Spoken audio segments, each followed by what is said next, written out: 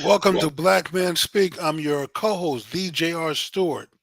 and I am your co-host, Tommy D. Duncan III, aka TD3. Jimmy, it is Wednesday, September the 14th, 2022, Jimmy. And if it is Wednesday night, It's Black Men Speak.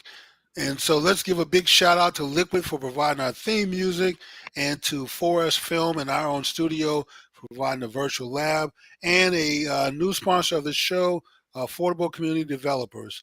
Hey, Tom, for those that don't know, Tom is our responsible generally for coming up with of our show topics and for securing our guests. And this is a brother I believe has been on the show before, but yes, sir. Tom does an outstanding job at finding. I don't know where he finds them, but these are outstanding brothers that he come up with every week for this show for your benefit. So, Tom, why don't you introduce the topic and our guests, and let's get this show rolling. All right, ladies and gentlemen. So we are in for another provocative and intriguing conversation tonight. We know, folks, that we are focused on lifting the bar in our communities. And one of those things is making sure that we focus on the things that has to happen to make sure that our next generation is passing the baton. But we are here to talk about, a focus on young black men. Why our black boys are underperforming in school and in life academically. We've talked about this before, and we've got to unpack this a little bit, peel back the onion, because we Jimmy, a while ago, we had some sisters who asked us, hey, can you, do some type of mentoring or do some program structured on helping us with these young black men. And so we're going to talk about that today. And as we get started, I'd like to introduce our special guest, Brother Casey Smith, who is an assistant principal who's been on our show before and who is going to help us navigate this conversation. So, Brother Smith, welcome to Black Men Speak again. Tell us a little bit about yourself, what you do, and then we'll get into the topic of conversation. Good evening and welcome everyone to the talk show. Again, my name is Casey Smith. I have over 20 years experience as an educator in South Louisiana.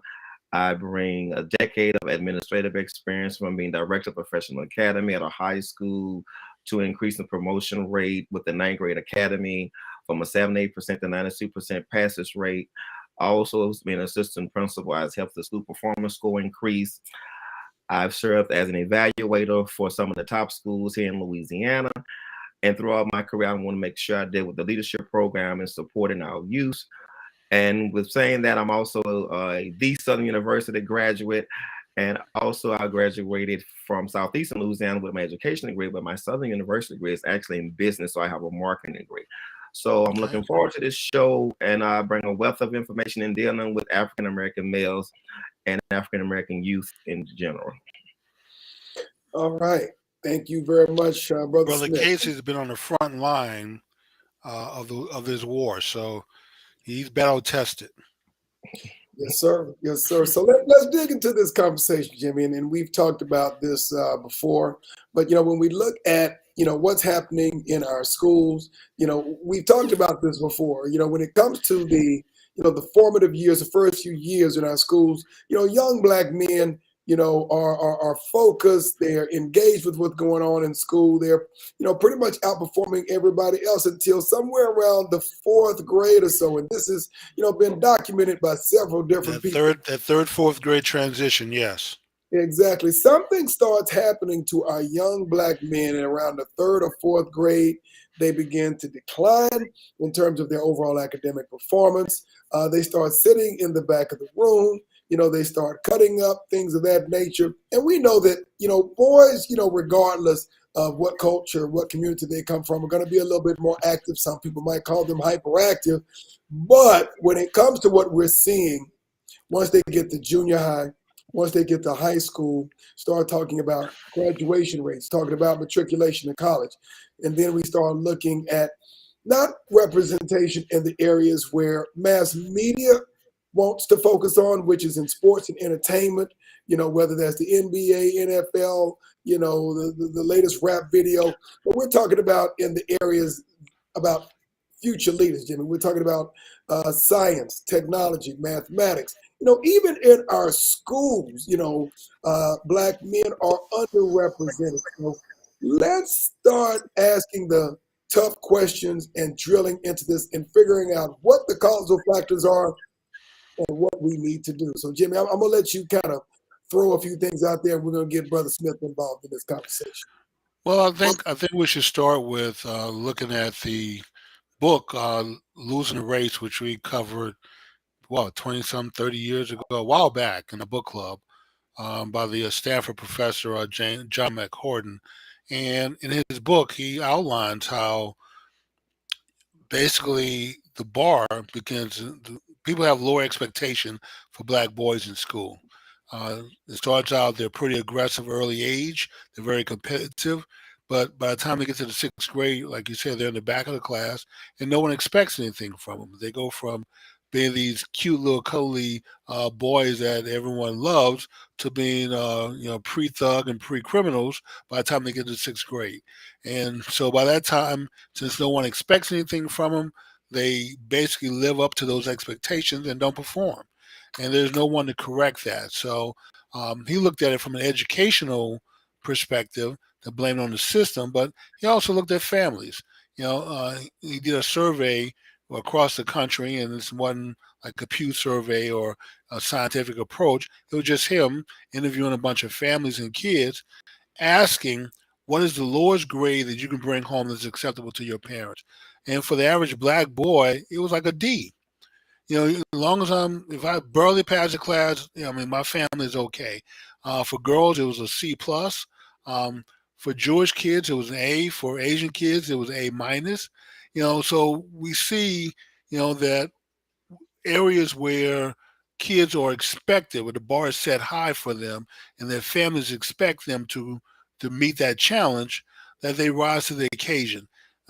With kids where the expectation is low, at home and at school, well, they give you what you expect in return, what you challenge them to do. So, and young black boys are just not challenged by the system. And Brother Casey can speak to that some, in his challenge in fighting this. But unfortunately, Tom, we don't fight for quality education for our boys. And that's on us. What are your thoughts, Brother Smith? I agree wholeheartedly with everything being said. Our black males, as the cliche goes, what they see is what they'll be. Our black males do not see positive black role models, and most of the schools that they're in, the black male teachers are not there, especially in the elementary. You may have a black coach. It is very difficult to see black males. Actually, last year I was actually in the capacity of teaching, and I was one of two black males, and I had the sixth grade. And what I noticed with the sixth grade is exactly true. Those black males, I only saw one black father that would come to the school. And so this young man that I mentored, the teacher, I'm still in contact with the teacher, and I had a positive influence because when he writes his papers now, anything dealing with positivity, my name is mentioned. So she has sent me 2 copies on in class, and he always mentions my name. Our black boys have to see a black male in a positive role. They are doing these things because most of the fathers are not there and they're raised by the mothers, and most of the mothers are actually working. So when they go on home, no one is there. And since we're on the Common Core with the structure of the coursework, the parents, most of them are not able to help the students with the homework because they're going to the old methods. When they were young, they didn't have the Common Core. So they are really struggling. So when the kids come home, they're playing PS5 and going out. No one's there to support them. And so they just give up because, again, they're by themselves and they don't know how to sometimes come in the classroom and ask for help because no one has taught them how to do that. Now, the kids that we deal with, that is easier to work with. But I almost must say for our black boys, it is a trust issue. With they want to know why you want to help them because of some ulterior motive in their mind is that you want something from them.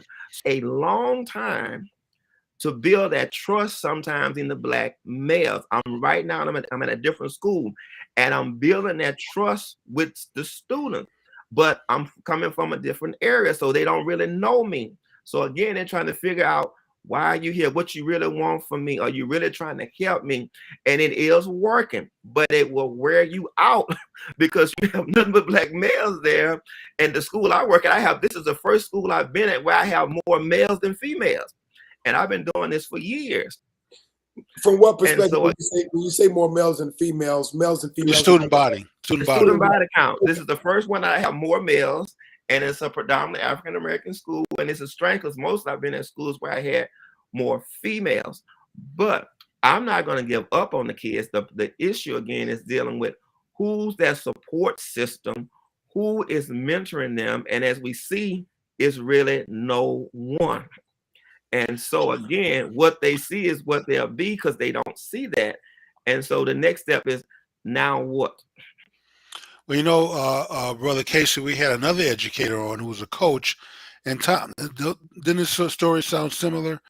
I think he said I think he coached two sports. I can't football and maybe soccer, and he had one father. Yeah. All those boys, one father show up and was actively involved. The rest were just mothers for the ones who showed up. Yeah, which is kind of crazy. I mean, because you would think that fathers would be more engaged, at least in the sports. Not that that should be the only place where they were engaged, but what he was saying, and that was Terrence.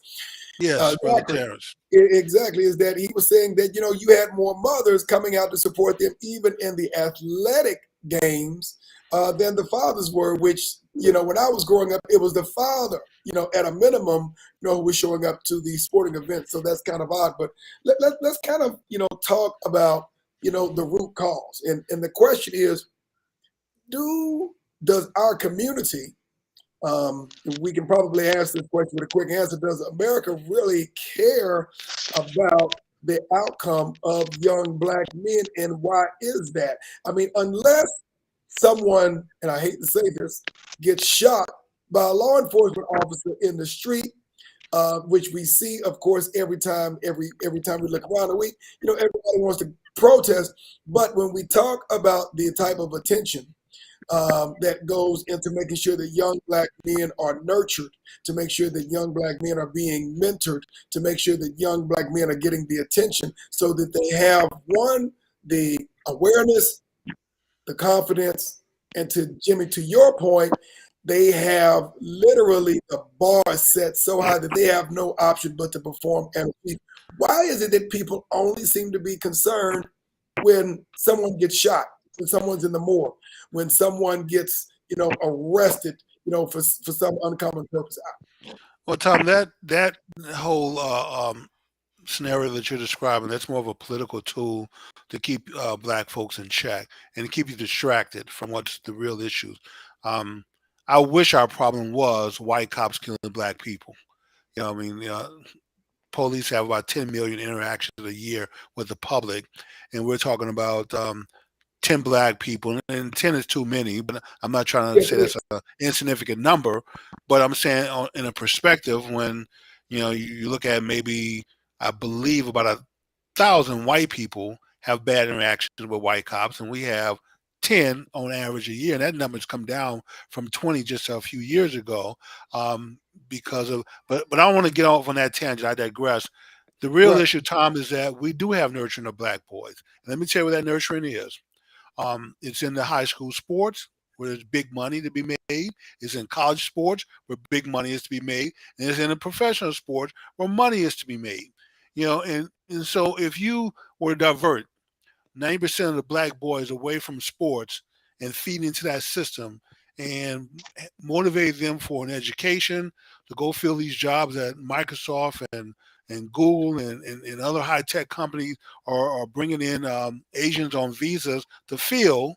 If they start filling those domestically, because we have young black men who are prepared to take those jobs, Tom, what would happen to that whole system of feeding into the professional sports, feeding into the college sports, feeding into the high school sports? What happened in America? But I mean, sports would die. I would imagine that no one would be interested in watching sports if young black men were not involved the way they are now. Gotcha. And before we move forward, we have a second special guest who has joined us this evening, Brother Arron Lewis. Man, thank you for joining us tonight.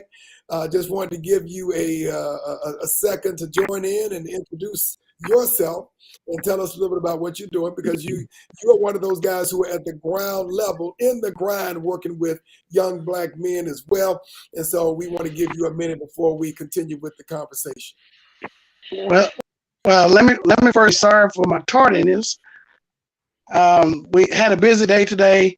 Had a scrimmage game for our middle school team, and we've been running. So the last time I was with you, I was the director of Bilberry Park Recreation Center. Well, things have changed. I'm now teaching 8th grade English, language and English at Broadmoor STEM Academy here in Shreveport, Louisiana. So a lot has changed, but the diamond involved with young people. So that has changed since the last time we've been with you all. And I agree with you if in fact that we'll give them some educational fields and do those jobs that are needed, sports would die, because you now take the pack mule out of the fight and give him another job, and he can't go no more. So the master now has to find somebody else to fly. If you take all of them another runner, there's nobody to fill those positions. That is true. It sounds like I don't know if it's just my end, Jimmy. No, I think there's a connection issue on Arron's side. And before we go on, Tom, so Arron, not to violate your privacy, but we want to all say a prayer for Arron, mother. I know she's having some health issues and was recently hospitalized. So let's just all say a special prayer for Brother Arron. Please do. Prayers with you and your family, brother. But Tom, if we can talk on that point with Brother Casey and yourself, if you want to chime in, American sports, as we know it, would die in this country if we don't keep this system that we have in place. And so I think, when we have to choose between which system we're going to support, the big money is always going to perpetuate the status quo. But we have to have parents who understand that you have tens of thousands of young Black men every year chasing a handful of well-paying jobs that don't last but 3 or 4 years. That is not a very good use of our intellectual capital. That's not even that wouldn't even be 1%. I mean, you're talking about a number so small that it's practically zero, statistically, if you look at it. And so, but this is what we're chased on that path, and then we're distracted on the political path. And so, as a result, for those that don't want to see Black people get ahead, continue to keep you distracted and pointing in the wrong direction. When I look at the struggles of the Asian kids over at Harvard, I read just an article about a month ago that suggests that if Harvard was fair in their admission, that 73% of the kids on the Harvard campus would be Asian. And so the Asian student bodies are fighting, several lawsuits against Harvard. And I would like to see that for our young men, that we have so many of them going to college that that now, we are being discriminated against in admission because it makes it difficult for white and Asian kids to get in with so many of our kids getting in. Yeah, Jimmy, you bring up an excellent point. And I have seen that, several different incidents, lawsuits there and in other places, in the California school system, college system as well. But let's talk about how and why our young Black men begin to kind of take a different path. Again, we talked about they do well, they're very competitive through the 3rd and 4th grade. Something begins to happen in the later grammar school years, going up through junior high, and both of our guests today are at that junior high level, so they see this coming. Let's talk about what's happening first, because our parents, those who have a interest, those who have a stake in this, which should be our entire community, needs to understand what's happening and how they can get involved. And I think one thing that Brother Smith said is very important, an underrepresentation of Black males in our schools. I believe somewhere between 70-something%, maybe mid upper 70% of the teachers in our school systems are female, and the large majority of them are white female across the board. Something is happening to our young Black boys that is beginning to taper off. So I would ask Brother Smith, can you talk and be completely transparent, Jimmy? There's nothing we can't talk about on this show. What is happening No to political our correctness here, so yeah, speak your mind. By the time they get to you in junior high, we got issues. What's happening? Everything is happening. For example, the moms cannot, not some moms, I don't want to say all, cannot raise the boys. The boys are staying out late. The males are staying out late. They're not doing their work, so they're in the streets. Communities now are forming gangs more than ever because they just want to retaliate. And I keep asking the kids, I'm asking, why are we doing this? Why we can't just talk about it? But then I'm realizing who has shown them how to cope Right. with those skills. So you do what you know, and then sometimes you meet the parents, then you say, oh, well, I know why this kid is doing this, because the parent is doing the same thing. And so the kids don't know what to do. And it just gets chaotic at times. And it also goes back to what the community. And so out here is that's what we always do. And I'm saying, what you mean you always do? And I'll tell the people, well, where I'm from, we don't do that. So I try to bring in, the positive thing. And it does work because we have to see both sides of what's going on. Because again, with our kids, I always bring back, you do what you know, even as adults. If you go to the same place all the time, you just know about that area. When I was growing up, I grew up very poor. And so when I got to travel, I thought everybody was doing what I was doing. And I realized the world has changed. But for those kids, they don't know that. And so bringing the Black males in that perspective, they get to see, oh, you're a Black male, that you're not being arrested. You're not selling drugs on the street, that you wear a shirt, you wear a tie to work, you look nice. They don't see that. And by saying that, the kids, the Black males who have made it, they're not coming. For example, my mentee is at Howard. He works at Google. So what I did last year, I brought him to the school. He came home. I said, look, I need you to come talk to my kid. So he told him, Mr. Smith was a great man. I didn't want to listen to him at first. I listened to him. He told me everything I wanted to do. And by listening to him, guess what? I got everything I want to get. One of my teachers right now has two. We talked about Microsoft. He graduated from Stanford. He just started his new job at Microsoft in Seattle. As a senior at Harvard. But the background, the grandmother and the grandfather were top educators. So see, that was instilled with them to do the right thing. Who can what mother has two kids at Ivy League universities? What Black mother? From where I'm from, I don't know any Black mothers, because the kids I talk to, first of all, what's a Harvard? They say, what's a Yale? What's a Morehouse? They don't know. And then it was time for ACT. I'm not worried about that, because it's easy to say you're not worried about that, because who has done it? Which Black males graduated from Harvard? Who went to Stanford? True. Are the doctors coming back and talking to the kids? They are not coming back. But you see the football players on TV. You see the basketball players. True. So can we really blame the kids when the ones who are successful, you're not coming back? You're not showing the kids that Black men can be successful, because those are not the commercials you see on TV. You see the athletes. So as a kid, I would probably say, wait a minute. Well, if I see a football player, I want to become a football player. How many neurosurgeons you see? How many astronauts you see? How many people you see coding? How many people you see? You don't see that with Black men. So the kids don't know. What are your thoughts on that, Arron? Would you like to chime in? Anything you can add to that? Oh yeah, I agree with him a lot, because I'm in a school where I'm the male in the middle school ELA department.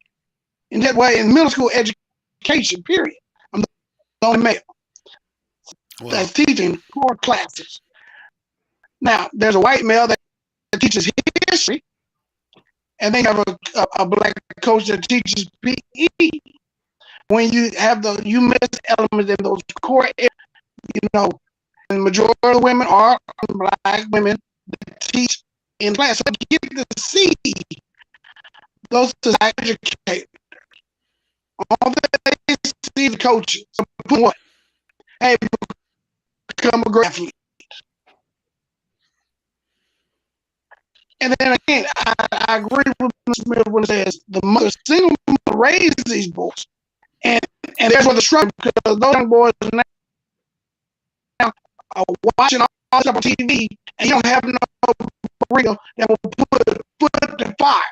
You don't have that dad in there that says, hey, man, you need to go this, you need to do that. If you be successful, they're watching what they see. And when it comes to education, they see that I went to college after. Gotcha. So education is the forefront. My player takes my English class. And Arron, And Arron, I think you're still breaking up a little bit, Jimmy. Is it just me? I hear too. Okay, good deal. well, let me try to fix this signal. How is that? Okay. Is that better? Okay. It's still breaking up a little So- bit, but why don't we do this? It looks like we're having a connection issue on your end, Arron, so it's breaking up pretty bad unless it's just on my end. But why don't we do this, Jimmy, because I think we have a commercial that is about to come up, and then we will go into the second half of our conversation.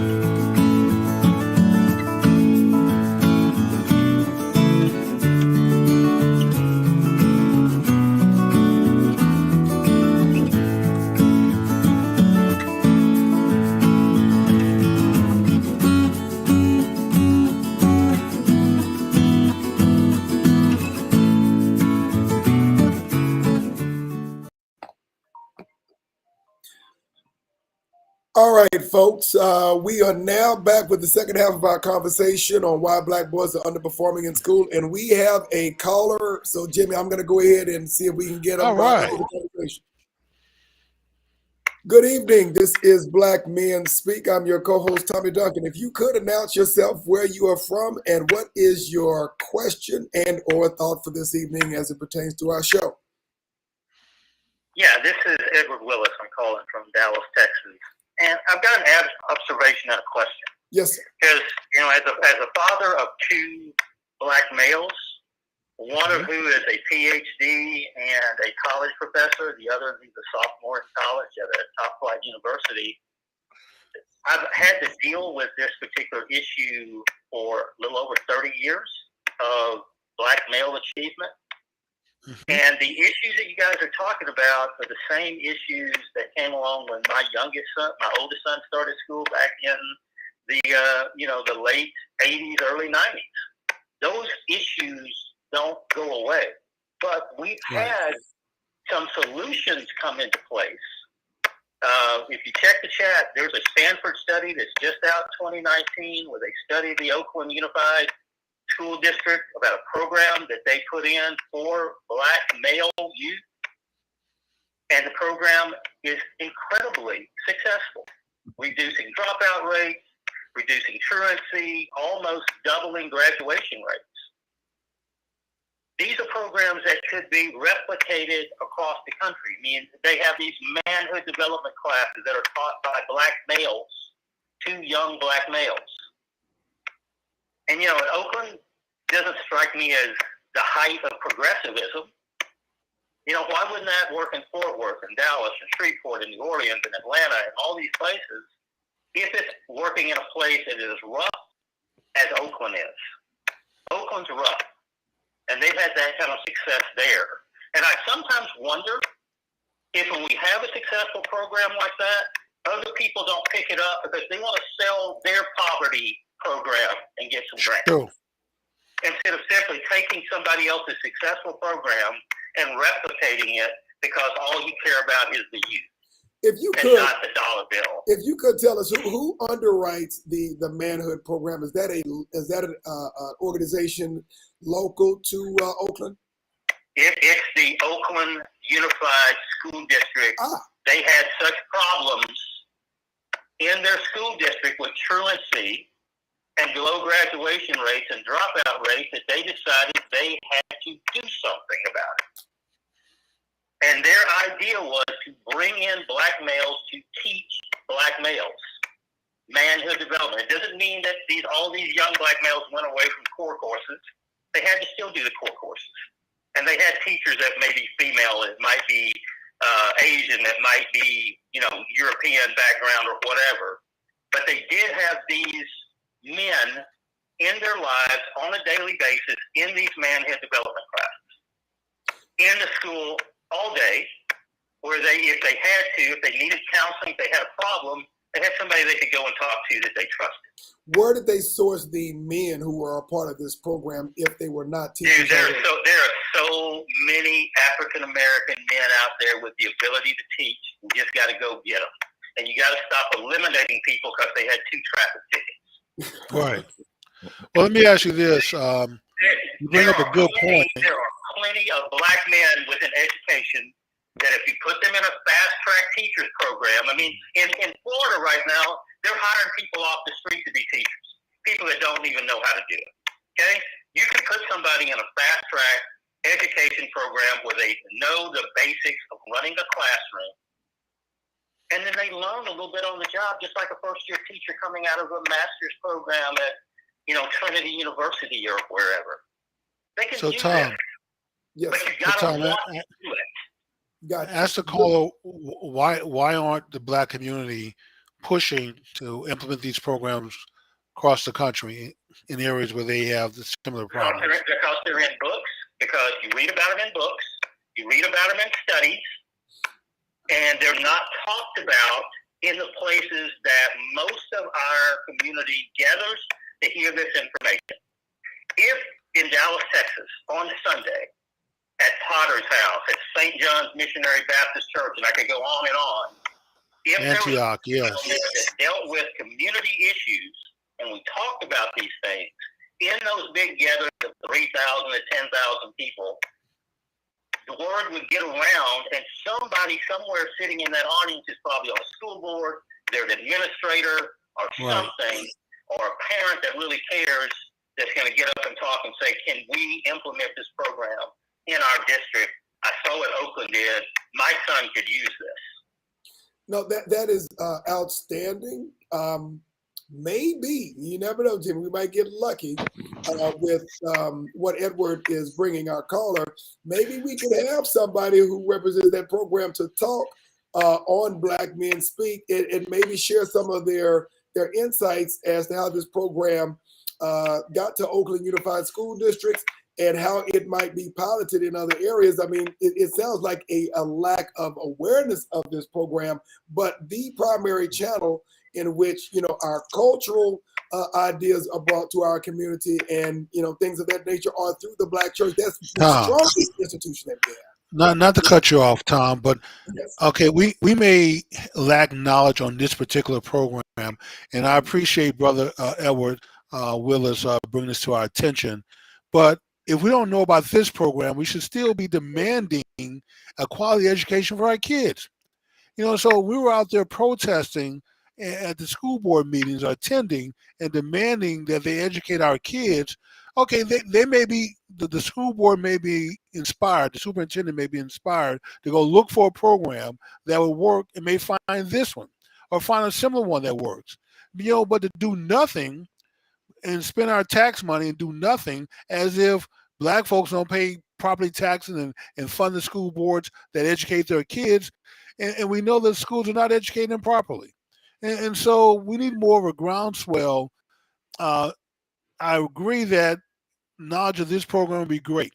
Yeah. Jet Magazine, Ebony, every black newspaper around the country and radio station and church, mention and bring it up. But still, Tom, there's still a lack of demand from us for a quality education for our kids, especially for black boys. And that is a sin on us that we need to deal with. I'm not disagreeing with you on that, Jimmy. This is just one channel or one vector. It is. If you have a model that is working someplace in a school district that is similar to yours, let's say this is Oakland, but what's wrong with the parents and or stakeholders in Detroit or Philadelphia? Replicated around the country, or some of those areas. And there's obviously more than one way to attract us, because what we're talking about and what I'm hearing Edward say is that this is bringing black men to the forefront in these school districts that sorely need not just men, but black men in particular. That's exactly what he's saying, Tom. Exactly. And so with that being said, but school districts who are not motivated to do this because they haven't done it so far. Okay, a lot of them. So Oakland finally got to the bottom, to the breaking point where they just said, okay, we got to do something. This is getting ridiculous. But you know what? Other school districts are already at that ridiculous point also. My point is that the school boards, those school districts and the school boards and the superintendents need a reason to do the right thing. And if no one's complaining, no one's making noise, if you're okay with the status quo, they just assume that you're okay with the way things are going. You can't be unhappy because we don't see you at the school board meetings. You never say anything. You don't complain about it. So where's the impetus for us to do anything differently than what we're doing? So we have to speak up. Even if we don't know about this program, we know that the schools are not educating our young boys, our young kids properly. And we need to start there with a complaint and then challenge them to go off and do the things like our brother Edwards has brought to our attention. I mean, they can find this if they go search for it, I'm sure. There's no secret about what Oakland is doing. And I'm pretty sure these superintendents, assistant superintendents, someone must read some educational journal that talks about this. This is not the only place it's being discussed on Black Men Speak. If it is, then that's a shame. But I'm thinking folks in that circle may know about this program, and they're not going to implement it unless they have to. Because if they wanted to do it, Tom, they would have already done it. Gotcha. Edward, while you're on the phone, any other questions or thoughts as we move on with the show? Well, this is really kind of for Casey, and if Arron comes back on, you can pose to him too. Probably a little over a year ago, you, Jimmy, and I had a conversation where we talked about basically running weekend programs that were STEM oriented and, have that specifically in neighborhoods of need, right? So children could actually get to you. Have a weekend of education where there's food there, safety there, and that type thing. I mean, programs like that also help. And I think there might possibly be some money out there from the government to run a program like that. And this is just me. I'm not a scientist. I'm not one of those tech scientist guys. I'm more business oriented. But I have to believe that in our community of African Americans, men and women, that we have enough people in those areas that we could put a program like that together on a rolling basis. So somebody would have to be there every weekend, but there's somebody with those talents that are there on a weekly basis, for 3 or 4 hours on a Saturday to captivate those youth and motivate them towards something other than maybe shooting a basketball. You bring up I would volunteer myself. So if we get enough of a driving force to do it, I wish we could, because that would be a great program. Sign me up. Yeah, the question would be, and then I'm going to let Casey address this. We know we'll do that when it comes to a sporting game, a basketball or a football game. Are the parents going to make that type of investment to bring their kid for academic purposes? But anyway, let me pitch this potato to Brother Smith and get his thoughts on what Edward was saying as far as a weekend program. And what your thoughts are?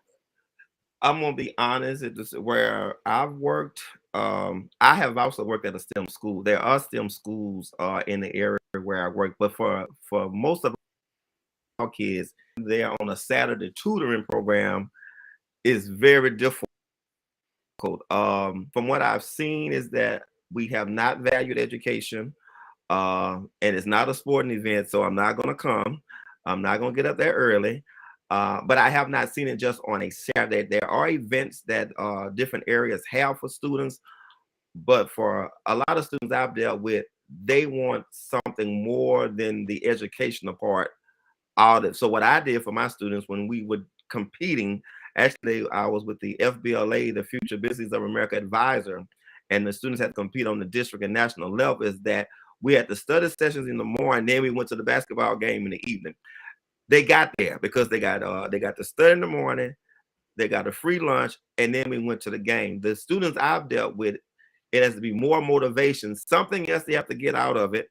Otherwise, they don't want to come, or you're gonna have to provide the transportation. And sometimes even providing the transportation, they're not gonna get up to come, or they haven't gotten up to come, because we have to have parents to motivate them.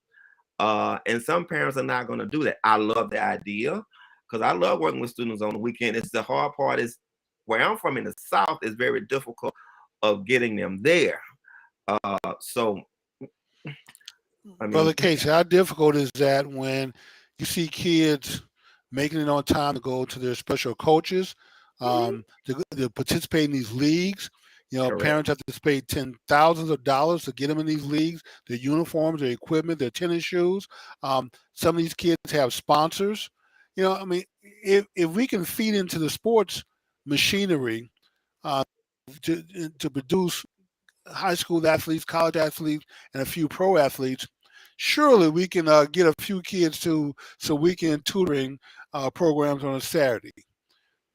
I, I would love it. I mean, it's also this the mindset because It I is. think maybe plus they haven't seen it done much. We just most things we've done here is like the tutoring sessions or something like that. They have the STEM because my students have competed in the robotics championship with Tom Jordan. They've been there twice, and those kids really want to do that. But for most of our kids, they're gonna have to see it in order to do it, like start a pilot program. Then when it becomes successful, I think it'll be a great buy-in. I'm not against it. I love it. It's just we have to start somewhere.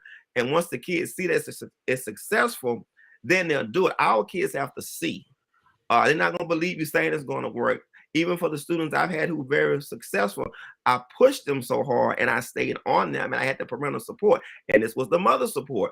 And I made sure I'm constantly with contacting those kids, contacting the mother. I need you to do this. It's going to work. And so that's why I have my students come back to say, look, I've done this with Mr. Smith. This does work. And I'm bringing back the youth, the kids who are 19 and 20, not the ones who are 30 and 40, so the kids can actually see, hey, wait a minute. He's 19. He worked at Google. He's 20. He's at Howard. She's this. She's doing that. They have to see those things because, again, we bring in middle school kids and high school kids into academics, which most of them don't value anyway. And so it's going to be difficult. It won't be impossible. But I think for some of the popular schools here, like I'm living here in Baton Rouge, if it started at one of those schools, I think the students will start coming. If we start 5 or 10 students, say, wait, this school is doing great. The other school's going to want to do it too, because we have some major powerhouse schools and the students feed off of what those schools are doing, even with the sports events, but they need the academic side and it also needs to be promoted on television, let them know exactly what's going on, how successful those students are doing that. But our kids have to see. They're not going to believe you by just saying it's going to work. If they can't see it, they're not going to do it. It takes a while. Even for the students I have successful, it took me a while to get them there, to even join, to get the boys to even join a club. They're like, well, why am I going to join this? What's the benefit for me? Well, I say, you get to compete, you get to do so-and-so. Well, I don't believe you. I say, you won't believe me until you try. Then they try. Oh, you were right. Oh, I believe you now. But they have to see it. They're not going to go on what you think is going to be. And I need to get some of the popular kids at the schools to get them in. And once you get them, the buy-in from them, then everyone else going to say, oh, well, if this athlete can do so-and-so, oh, I can do so-and-so. And that's what those kids feed off of. Who's popular at the school, what's going on. If they'll do it, then I'll do it. If you don't get, like I tell the teachers, I say the number one kid in your class who's the troublemaker, you have to get them on your side. Once you get them, your classroom management is fine. But if you don't get that one group, it's not gonna work. But that's my brother Case. I'd be in jail if I was an educator, because I would deal with that student a little differently.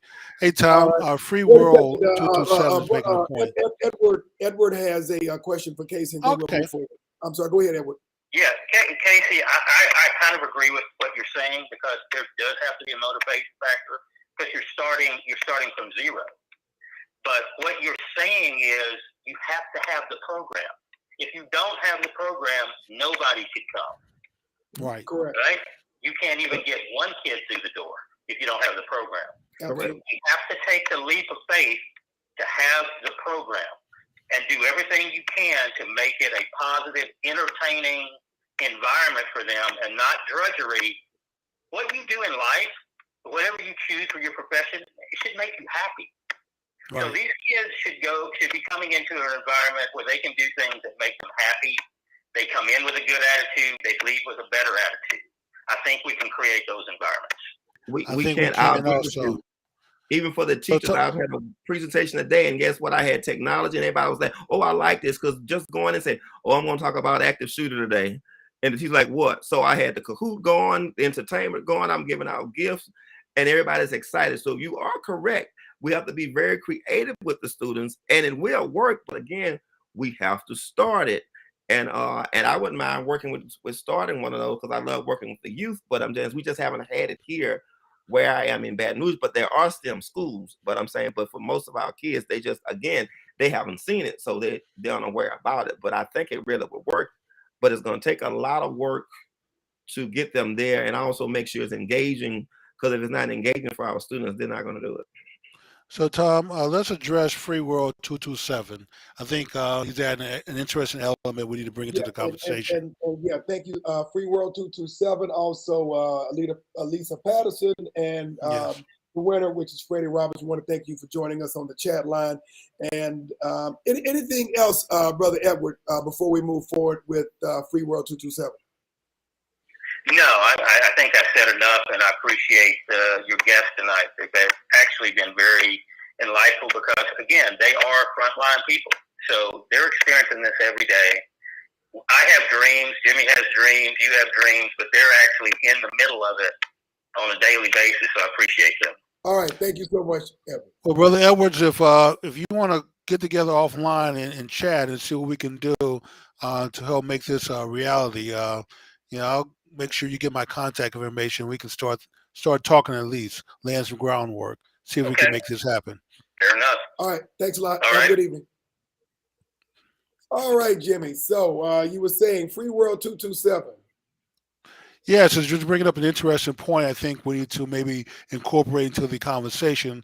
I know this was really about young Black boys, but he's making a point. So, let's see if we can't incorporate that into the conversation and see what Brother Casey thinks about it. Okay, let's see. What do we have here, Jimmy? It says we don't pay enough attention to Black boys, only girls, or is there another? That was it. So what do you think about that, Brother Casey? Obviously a lot of our young girls are outperforming the Black boys. And is this a case where we are motivating and promoting education accomplishment with our young girls, but somehow forgetting about our young boys? What's the same time we raise our girls and love our boys? Is this and maybe to add on, is this a situation where the environment, the academic environment itself caters more to girls than boys, or is this where girls are maybe getting more attention? I just want to make sure to understand. From my perspective, I don't see girls are getting more attention. Okay. What I'm seeing is that the boys have a lack of interest, prime example. I have some students who are very intelligent. They don't want to show it at school. Because being smart is not being cool. It's going back to being smart is not cool. Right. So their energy is not on that. They can do the work, but I don't want to do it. And also looking at that for our students I've dealt with, they are bored in the classrooms because the teaching style that these teachers are doing, They're tearing up the classroom match for some teachers horrible. I asked the kids, I said, come here, why are you misbehaving? This Smith, I'm bored.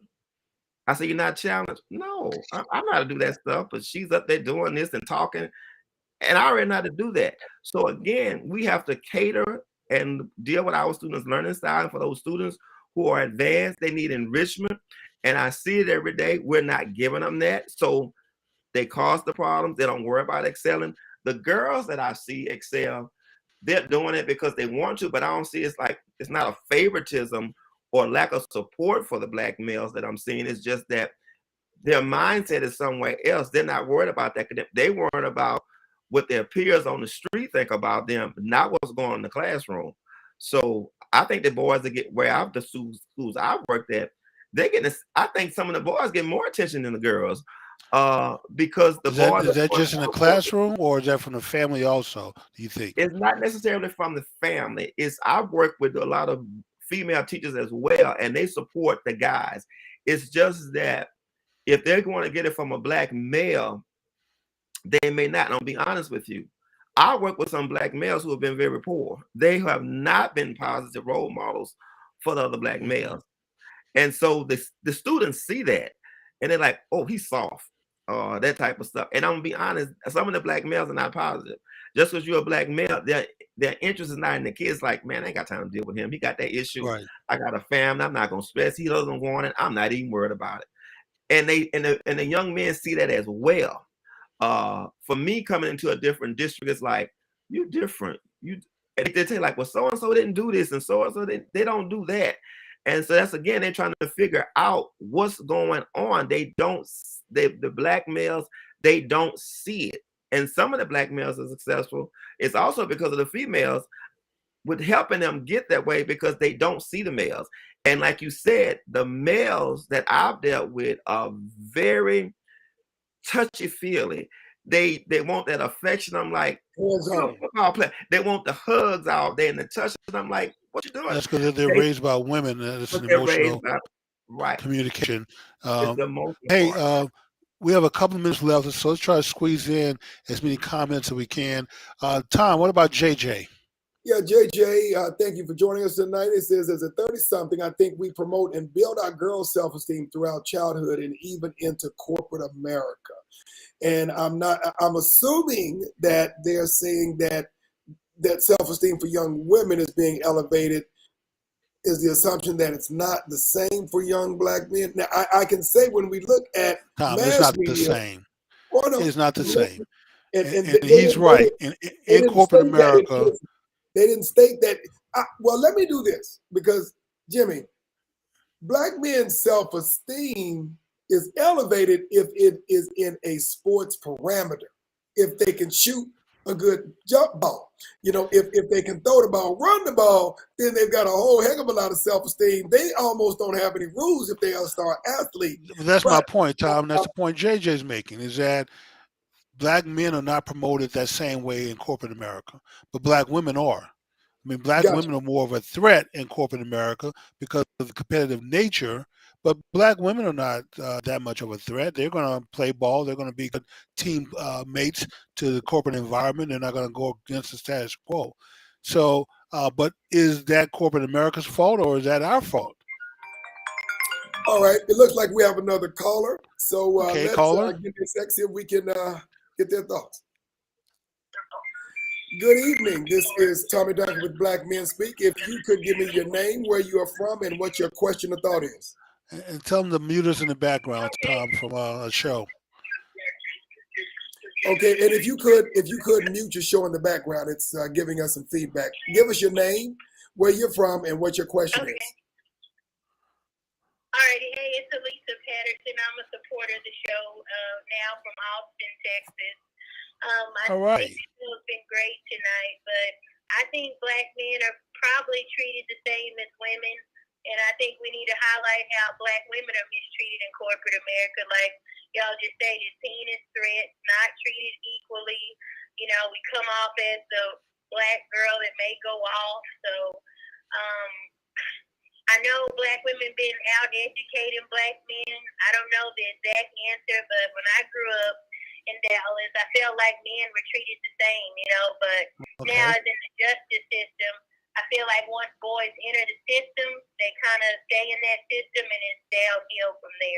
When Yes, you it say the is. system, what system? So we're clear on The that. justice system, the criminal justice system. We were talking about probably the criminal justice Gotcha. system, like we were talking about gangs and the Right. lack of father figures. And I know when I used to just be in municipal court, now I'm in felony court, I would say, hey, you know, you don't want to keep going up the chain. You want to get out of the system. So, Are you an attorney, Alyssa? Yes, she's an attorney. Oh, she's an attorney. Okay.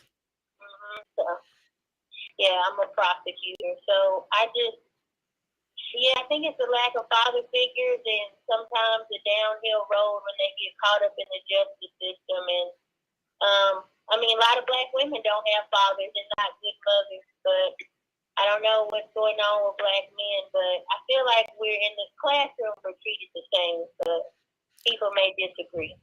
Gotcha. Let me ask you this, Ms. Alyssa, since you support our show, and we thank you for that. Would you be interested in coming on the show, being a guest? Because we would love to talk about the inside workings of the criminal justice system from your perspective as a prosecutor. I may have to ask, see if I can do the political office I work in, but yes, Okay. I would. I told I would like to join the show one time. It just has to depend on the topic. Gotcha. Yeah. Okay. No, that sounds great. Like if we can, and making sure that it is not a conflict of interest Right. for you professionally, we would love to have you on. And we can make that happen. But we need to make sure that everything is good, at the office. Yeah. All right. Yeah, it is. Yeah, Any have other to watch what we say. Any other thoughts or questions?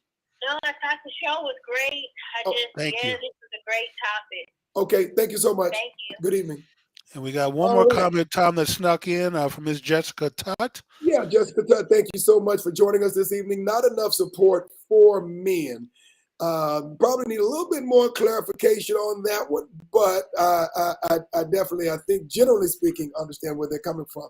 And Jimmy, it looks like we have a couple of minutes before the top of the hour, so we are probably in a position where we have to make some closing comments. A couple of things that I'm picking up. Obviously, when we talk about the raising, development, and the education of young black boys, and that leads to their overall performance, a huge gulf in the lack of black men in the overall process. What Brother Smith said was very accurate. What you see, you can be, but if we don't have more black men in the education process and the development process, if we don't do something about that, either one, primary through our formal education system or as an overlay through different programs, starts obviously at home with the father, grandfather, mentors, and or other men. And Jimmy, the point that you make incessantly is that regardless of what the situation is, we have to have an extremely high bar for young black men because we have Yes, we very do. unique challenges. Yes, we do. And with that said, Brother Casey, we'll give you the last word because we're almost at the top of the hour. I would just like to end with our, and I didn't state it tonight, is that it's expectations. Yes. What do we expect from them? And our black males, they do not hear it enough with the expectations, and also the expectation and the support system. They must have, even as an adult, I have a support system. So that if there's no support system and there are no expectations, this is why we're in this predicament now, because of the expectations and the support system. And they do need the males, the black males in their lives, but if they don't have them, there are other people that also I deal with kids where they have to listen.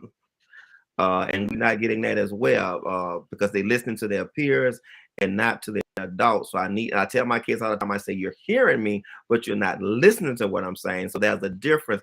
And I have high expectations for you.